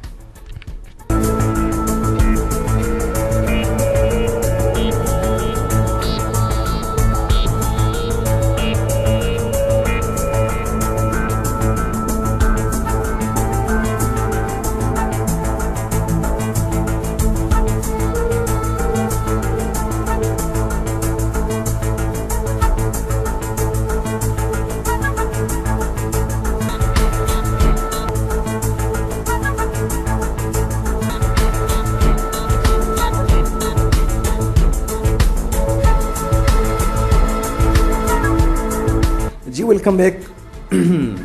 आप सुन रहे हैं चलतन FM 88 की लाइव ट्रांसमिशन और प्रोग्राम टेबल डिस्कशन, और इस प्रोग्राम में अब ये आखिरी सेगमेंट की तरफ बढ़ते हैं मंजूर खियाजी की तरफ। पहले हम उनका इनकाउंटर करते हैं। मंजूर खियाजी साहब, आपको पता है ये इनकाउंटर क्या होती है? हाँ बिल्कुल, हमें पता है, और अल्लाह बचाए इनकाउंटर से, ख़ासकर वो कहते हैं पुलिस वाले के इनकाउंटर से बचना चाहिए। वैसे आज आप इनकाउंटर कर रहे हो तो मैं भी अपना दिफा करने की कोशिश करूँगा। अच्छा, आप पर ये इनकाउंटर में आप पर हम इल्ज़ाम लगाते हैं, ये इल्ज़ाम मैंने नहीं लगाए हैं, हमारे दोस्तों ने, हमारे लिसनर्स ने, या कि आपके करीबी ही दोस्तों ने, शायद उन्होंने फ़न किया होगा या नहीं किया होगा, हमें वो बात की बात है, लेकिन आपसे पूछते हैं ताकि हमारे सामने को पता चले कि आप वाकई इस तरह हो या नहीं हो। तो इस शो की तवस्सुत से आप इससे बरी होंगे या कि आप इसका तरदीद करेंगे? तो आपसे ये इल्ज़ाम है कि आप कम बोलते हैं और कम लड़ते हैं। मैं इस इल्ज़ाम को अपने सर ले लेता हूँ कि मैं वाकई कम बोलता हूँ और कम लड़ता हूँ। वजह ये है कि लड़ूँ तो किससे लड़ूँ? आप जिससे जब ताल्लुकात बनाते हो, उन्हीं ताल्लुकात की बिना पर फिर आप उससे लड़ते हो। जब आप किसी से मिलते ही नहीं हो तो लड़ाई किस बात? अपने काम से काम रखोगे, अपने जो मकासद है उन पे आप फोकस रहोगे तो न बातें ज़्यादा होंगी न लड़ाई होगी। तो ये इल्ज़ाम मैं कबूल करता हूँ कि मैं वाकई ही कम लड़ता और कम बोलता हूँ। अच्छा, गुड, ज़बरदस्त। और दूसरा इल्ज़ाम यह है कि आप अपने प्रोग्राम में कॉल ज़्यादा लेते हैं। मतलब कॉल ज़्यादा लेने का मतलब यह है कि कॉल का ड्यूरेशन आपका बहुत लंबा होता है। जी हाँ, ये बिल्कुल हकीकत है कि मैं बग़ैर किसी रोक टोक के, मैं कहता हूँ कि वो जो बात कर रहा है वो अपना बिल्कुल दिल का जो बड़ास है, जो दिल की उसकी बातें हैं वो कह दे। इसी वजह से मैं रोकता नहीं हूँ कि आपका कॉल लग गया है, आप अपना जो भी मौक़िफ़ है वो पहुँचा दें। ये बिल्कुल सच है कि मेरे यहाँ पे आपने देखा होगा कि 4 मिनट से 8 और 8 से 10 मिनट तक भी लोगों ने बातें की है, और फिर उनकी उन बातों से कुछ बातें ऐसे निकलती हैं कि जिससे लोगों को फ़ायदा पहुंचता है। इसीलिए ये इल्ज़ाम भी बिल्कुल सच है, और मैं ये कहूँगा कि जिसने भी ये इल्ज़ाम लगाया है बिल्कुल दुरुस्त है, क्योंकि रिकॉर्डिंग्स जहाँ पे पड़े हुए हैं आप उनमें भी सुन सकते हैं, उनमें भी पता चलेगा आपको कि मैंने किसी को रोका टोका नहीं जब तक वो खुद चला ना गया हो। चलो, ये इल्ज़ाम जिसने लगाए हैं उनका नाम तो नहीं बताया, लेकिन जब ये तीसरा जो इल्ज़ाम है जो आपको लगा रहा हूँ, इनका नाम बताते चलो। ये आपके हमारे ब्रावी के जूनियर आरजेज हैं, उन्होंने ये किए थे कि मंजूर भाई मोटिवेट नहीं करता है। क्या मतलब, मैं कुछ समझा नहीं। आप मोटिवेट नहीं करता है मतलब ये नहीं, गाइडलाइन नहीं देता है हमें, वो कहते हैं। देखिए, एक बात मैं आपको बता दूं खालिद कि जब जूनियर्स यहाँ पे आए हैं, मैं उनके साथ बड़ा कोऑपरेटिव रहा हूँ। मैंने आज तक कभी भी एडमिनिस्ट्रेशन से ये शिकायत नहीं किया है कि आपने कैसे लोगों को जो है वो आरजे बनाया। मैं कहता हूँ कि अगर किसी को कुछ आता भी नहीं है, आप उसको सिखाओ, आप उसको बताओ, आप उसको गाइडलाइन दे दो। मैंने हमेशा इनको, जितने भी मेरे जूनियर्स रहे हैं, मैं उनका बिल्कुल एहतराम करता हूँ, उनको सुनता हूँ और उनको अप्रिशिएट करता हूँ। उन्होंने जिस किस्म की भी शोज़ किए, लोगों ने मुझे बता भी दिया है कि भाई ये कैसे शोज़ हैं। मैंने कहा है कि वो इम्प्रूव होंगे, वक्त उनको इम्प्रूव करेगा, वो बेहतर होंगे। उनको ज़रा आप सुने, वो ख़ुद ब खुद उस स्टेज पे पहुँचेंगे। बाकी उन्होंने जो कहा है मैं नहीं जानता, मैंने उनको करेज दी है। मैं एक साफ गो इंसान हूँ। मैं जो बात आगे आपके साथ अभी करूँगा, अगर मैं कहीं और जगह पर भी रहूँ तो वही बात होगा मेरा। मैंने उनको करेज किया है। मैंने आज तक कभी भी ये नहीं कहा है कि इनको आप कम शोज़ दे दें, इनको आप बिल्कुल आउट कर ले। आज तक आपने शिकायत नहीं सुनी होगी मेरी। मैं हमेशा कहता हूँ कि वो ज़्यादा से ज़्यादा शोज़ करें, वो अपना नाम, मतलब ये इल्ज़ाम सर पे नहीं लेते जी, ये इल्ज़ाम सर पे नहीं लेते हैं आप? ये इल्ज़ाम मैं नहीं लेता हूँ। ये ठीक है, हम चौथे सवाल की तरफ बढ़ते हैं। और चौथा सवाल ये है कि बंदे का नाम नहीं लूँगा, पता नहीं वॉलिड क्वेश्चन है या इनवॉलिड है। ये कहते हैं कि मंजूर भाई जो है अपना लाइब्रेरी खुद अपडेट नहीं करते, गाना चोरी करता है हमारे फोल्डर से और चलाते हैं। देखिए, गाने वो किसी की मीरास तो नहीं है जनाब। ये कोई मीरासी जायदाद तो नहीं है कि बस आपके फोल्डर में है, आप ही का है। नहीं, एफएम में आता है, एफएम की मड्डी होती है। ये गाने तो अब जिसने गाया है वो हर किसी का उसमें हक होता है कि वो सुन ले। अब अगर ये इस किस्म का कोई किसी का अपना जायदाद होता है तो वो फिर कहीं रखता नहीं है। वो अगर चोरी हो तो वो क्लेम कर सकता है। हाँ, कॉपीराइट का हमने सुना था कि अगर कोई किसी को कॉपी कर ले तो वो क्लेम हो सकता है, लेकिन इस बारे में हमने नहीं सुना कि मेरे गाने चोरी करता है। गाने किसी के नहीं होते हैं। वो जो सिंगर गा रहा है वो पूरे लोगों के लिए गा रहा है।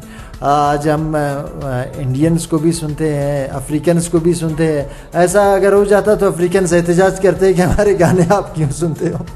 Good, well done.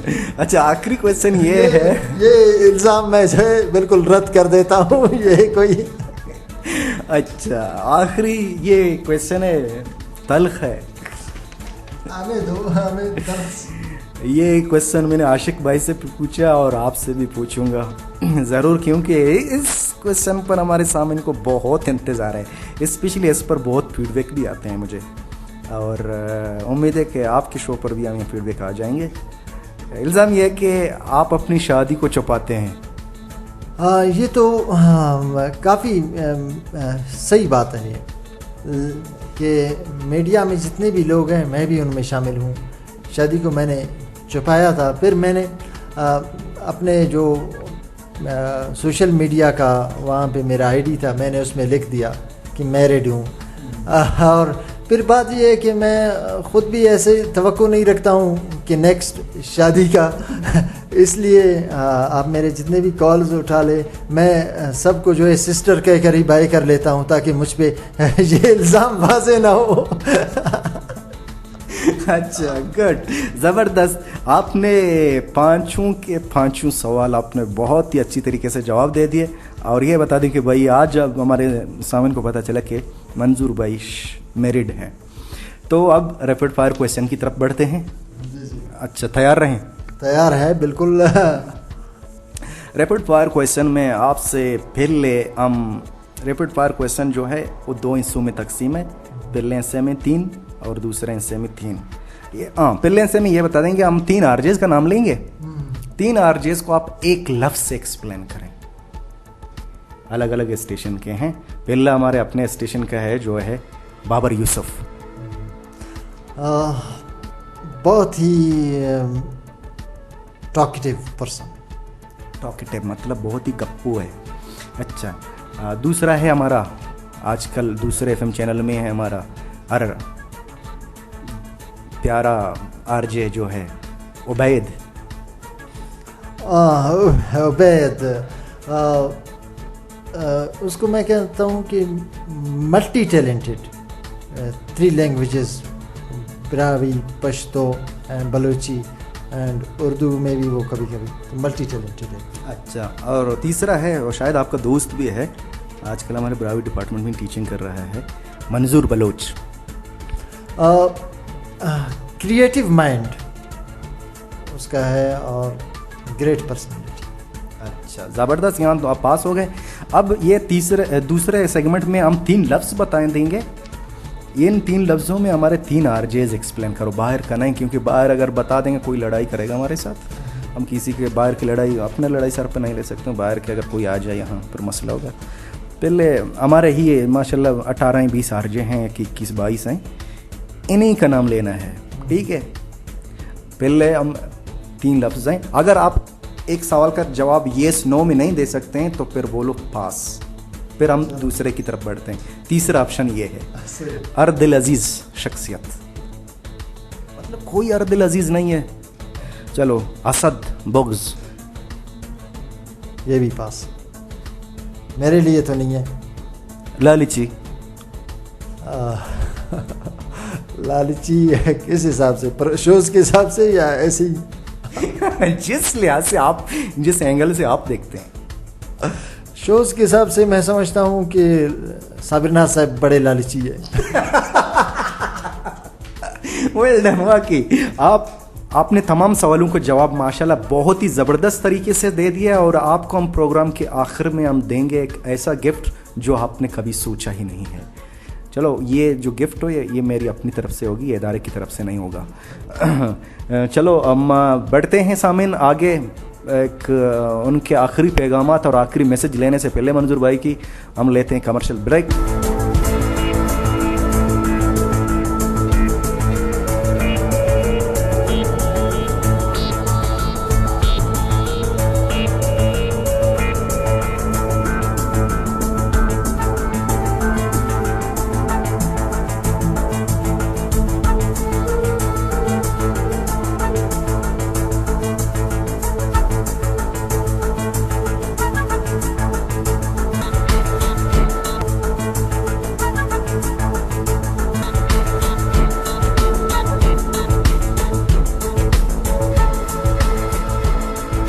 Welcome back, आप सुन रहे हैं चिल्टन एफएम 88 की लाइव ट्रांसमिशन और प्रोग्राम है टेबल डिस्कशन। अच्छा मंजूर भाई, आप हमारे साथ हैं। अब प्रोग्राम के हमारा आखिरी सेगमेंट का यह है कि ब्रावी आरजेज में आप एज ए मंजूर किस आरजेज के अंदर देखते हैं?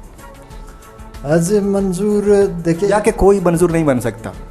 नहीं बन सकता, मैं समझता हूँ कि वो बिल्कुल डिफरेंट है।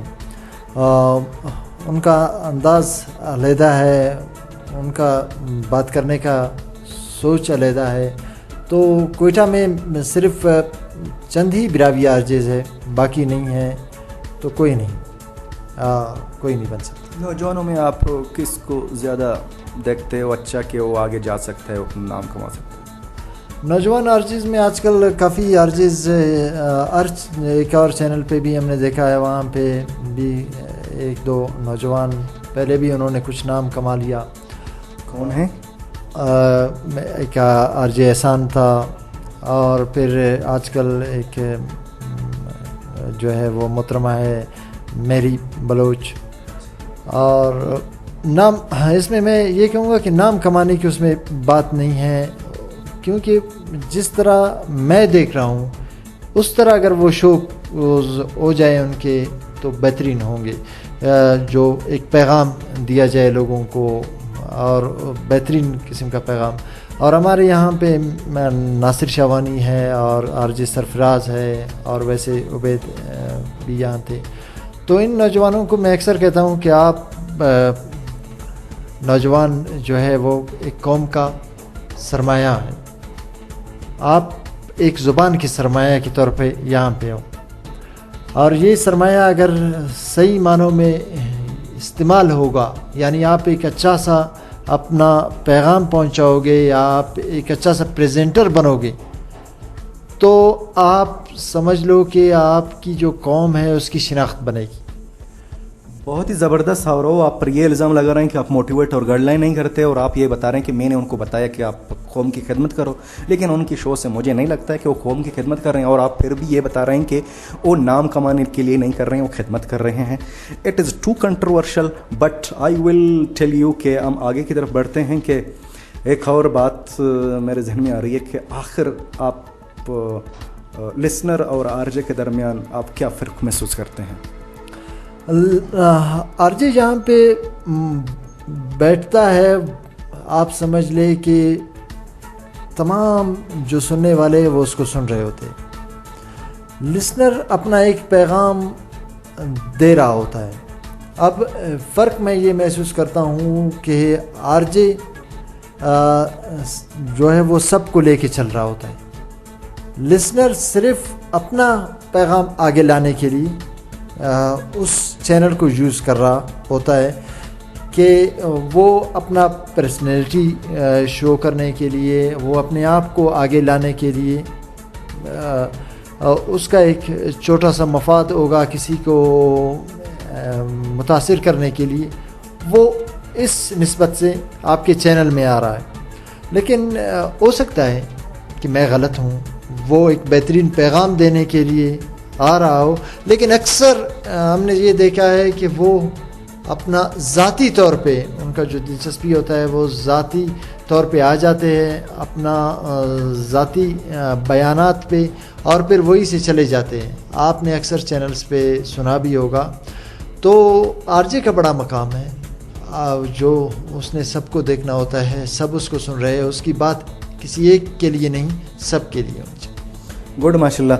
और मंजूर भाई, आज 2-3 मैसेज आए हैं और ये कह रहे हैं कि मंजूर भाई खुद एकेडमी, आरजे ट्रेनिंग की एकेडमी क्यों नहीं खोलता है, कि मतलब जितने फ़ीमेल और मेल जो आरजे लड़के लड़कियां हैं वो भी सीखना चाहती हैं, कुछ करना चाहती हैं, लेकिन वो एफएम नहीं आ सकते हैं, कुछ लड़कियों को अलाउड नहीं है एफएम आना। तो कहते हैं कि हम घर में बैठ कर ऐसा रेडियो, वेब रेडियो आरजे बने और शो करें, अपनी ज़ुबान की खिदमत करें। वैसे ही वो फेसबुक में 24 घंटे ऑनलाइन हैं, तो इससे बेहतर है कि वो प्रोग्राम करें। तो इस तरह का सोच या कि इस तरह का काम क्यों नहीं करते हैं आप? देखिए, एक बात मैं आपको बताऊं खालिद, कि ये एकेडमी जो है आप अगर खोलोगे तो उसके लिए आपको रिसोर्सेज की ज़रूरत पड़ेगी। फिर ये है कि आप इन्हें ट्रेनिंग कहाँ दोगे। यहाँ हमारे यहाँ वैसे ही सहूलियात का फुकदान है। अभी आप ये देखें कि मीडिया एंड जर्नलिज़म जहाँ बलूचिस्तान यूनिवर्सिटी से वो फ़ारिग हो रहे हैं, उनके लिए अभी तक वो रेडियो का क्या अमल में नहीं आया। तो आम लोग अगर इसमें आ रहे हैं, आप देखिए एक प्रोफेशनल लोग भी इसमें आने के लिए कोशिश कर रहे हैं, जिन्होंने बाकायदा इसमें मास्टर्स की है, उनका ये फील्ड है। और एक तरफ से जो आम जैसे जो इस फील्ड से रिलेटेड भी नहीं थे, हम आ गए। तो ये बड़ा मुश्किल है कि इस किस्म का एक इदारा बनाना। फिर आप वेब रेडियो तो बना लोगे, लेकिन उस पे भी आप के लिए एक बिल्कुल लॉनली जगह होना चाहिए जहाँ पे शोर ना हो। अब एक घर में जो है वो बेचारा, आजकल तो पीसी का पर्सनल कंप्यूटर्स के ऊपर कोई अपने आईडीज़ भी चेक नहीं कर रहा होता है। आजकल तो मोबाइल फ़ोन का वो दौर है, उसमें 3G है, 4G है, इंटरनेट वाईफाई है, वो है। तो मैं समझता हूँ कि जिनकी ये शौक़ है, अगर उनमें वो कुछ बनना चाहते हैं तो वो ऑडिशंस यहाँ पे होते हैं, वो सुनते रहते हैं। अगर वो आ जाए, उनको मौका मिल जाता है, तो वो बहुत ही ज़बरदस्त, बहुत ही बढ़िया, माशाल्लाह। और प्रोग्राम के लास्ट में मंजूर भाई, आपका बहुत बहुत शुक्रिया कि आपने हमें अपनी कीमती वक्त से हमें टाइम दे दिया, और कुछ अपने लिसनर्स और अपने फ़ैन को पैगाम देना चाहते हैं तो आपको सिर्फ कुछ मिनटों का वक्त दिया जाता है। सबसे पहले मैं आपका शुक्रिया अदा करना चाहता हूँ कि आपने अपना जो कीमती वक्त है उसमें से वक्त निकाल कर आपने मुझे जो वक्त दिया है, मैं इसके लिए आपका बहुत शुक्रगुज़ार हूँ। मैं अपने तमाम सुनने वालों का शुक्रगुज़ार हूँ जिन्होंने मुझे सुना और मुझे बर्दाश्त किया। और एक बात और है कि जितने भी बातें हुई हैं उनमें शायद कुछ तल्ख बातें मैंने कही हैं, तो उम्मीद है कि वो मुझे माफ़ करेंगे।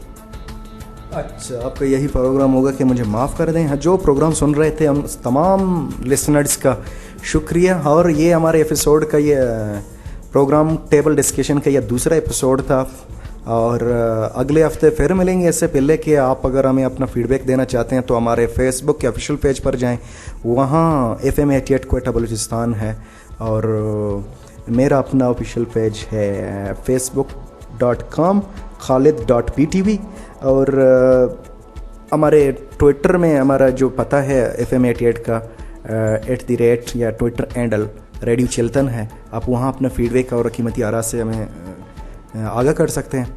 और ये सिलसिला जारी है, हम दूसरे FM के RJs को भी प्रोग्राम में लाएंगे, लेकिन ये सिलसिला हमारे पहले जो है हमारे अपने FM से हमने शुरू किया है, और अपने RJs का इंटरव्यू लिया करेंगे।